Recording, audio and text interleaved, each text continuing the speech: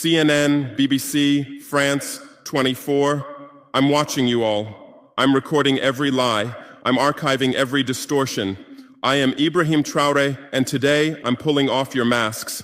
Yes, you heard correctly.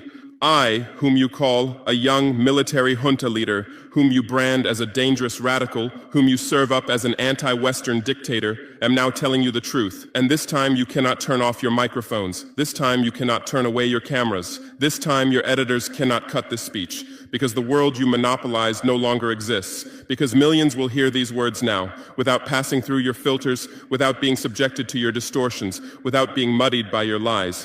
I am 34 years old. Every day of my life, I grew up with your lies. As a child, I would watch Africa on television. Always the same images. Children with flies, dry lands, weapons, death. This is Africa, they told us. This is what Africa is. And we believed it. We were ashamed of ourselves. We were ashamed of our own lands, of our own people. But then I grew up. I read, I researched, I questioned, and I understood that the Africa you showed us wasn't real. The story you told us was a lie. The fate you imposed on us was a script you had written. For years, how have you portrayed Africa? How have you shown it? How have you sold it to your viewers? As if we were creatures who had no share of humanity. As if we were savages left outside of civilization. As if we were wretches waiting for you to save us. Every day, every hour, every minute, the same story plays on your screens. Hunger, war, disease, corruption, terror, chaos. These are the words that come to mind when Africa is mentioned. In your Africa dictionary, there are no other words. No hope, no success, no development, no resistance, no honor, no pride, no victory. So I ask you, New York Times, Washington Post, Guardian, Le Monde, have you ever made Africa's successes your headlines? How many times have you written about Rwanda's technology miracle? How many times have you shown Ethiopia's reforestation project? How many times have you praised Botswana's democratic success? How many times have you described Kenya's entrepreneurial ecosystem? No, because these don't fit your scenario. Your Africa cannot be successful. It cannot, because then how will you legitimize your exploitation? If it's not in need of help, how will you intervene? If it's not backward, how will you look down on it? Have you ever asked yourselves, has any editor sitting at their desk, any news director in a meeting, any columnist at their keyboard ever thought, why are the people of the world's richest lands poor? Here are the numbers for you, real numbers. Africa owns 70% of the world's cobalt reserves. Your cell phone, your computer, your electric car won't work without cobalt. This cobalt comes from Congo, but Congolese can't afford cell phones. Africa owns 90% of the world's platinum reserves. Catalytic converters, electronic devices, medical implants, they all need platinum. This platinum comes from South Africa, but South Africans are crushed by unemployment. Africa provides 30% of the world's gold production. Mali, Burkina Faso, Ghana, Tanzania. Gold flows like rivers from our lands. But our people swim in poverty. Africa supplies 65% of the world's diamond production. Botswana, Angola, Congo, Sierra Leone, billions of dollars worth of diamonds are extracted, but our miners live on $1 a day. Africa owns 35% of the world's uranium reserves. Niger, Namibia, South Africa. Nuclear plants run on our uranium. Paris lights burn with our uranium. But our villages have no electricity. And you still ask, why is Africa poor? No, the right question is, how was Africa kept poor while being so rich? Here's your answer. Colonialism didn't end. It changed shape. You used to come and occupy our lands. Now you come and establish companies. You used to take by force. Now you make agreements. You used to rule with the whip. Now you rule with credit. Let me give you concrete examples. With numbers, names, dates, but you'll never write about these. Glencore, Swiss-based mining giant, extracting cobalt in Congo. 2022 revenue, $256 billion.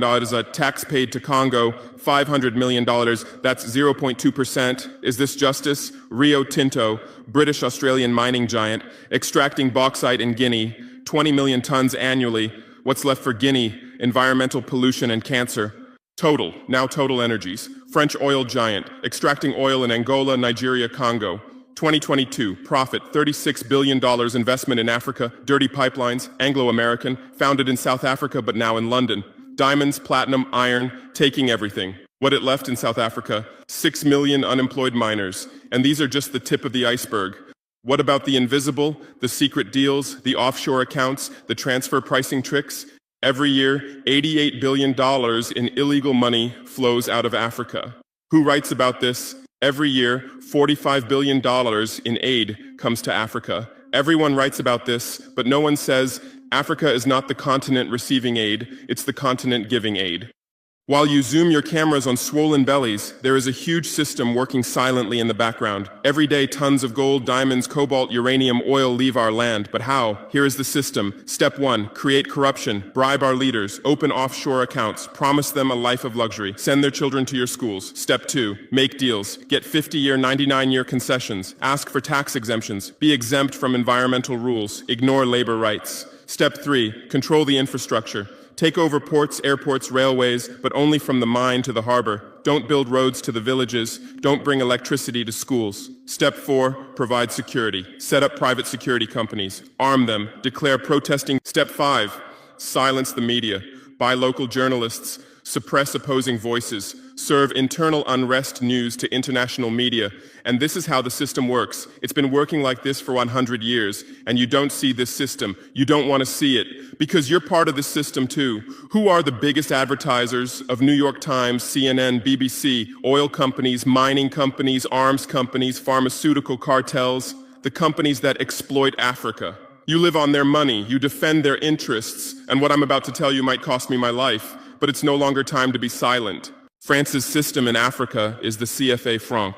14 African countries still use French colonial currency. 50% of these countries' central bank reserves sit in the French treasury. France applies negative interest to this money, so we pay France to use our own money.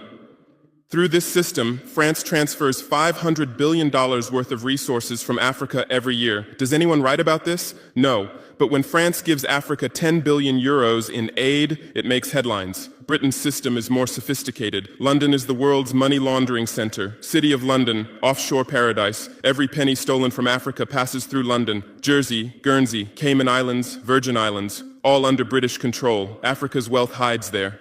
America's system is AFRICOM. Africa Command, 46 military bases on the continent. Official purpose, security. Real purpose, resource control. Drones in our airspace every day, listening devices everywhere.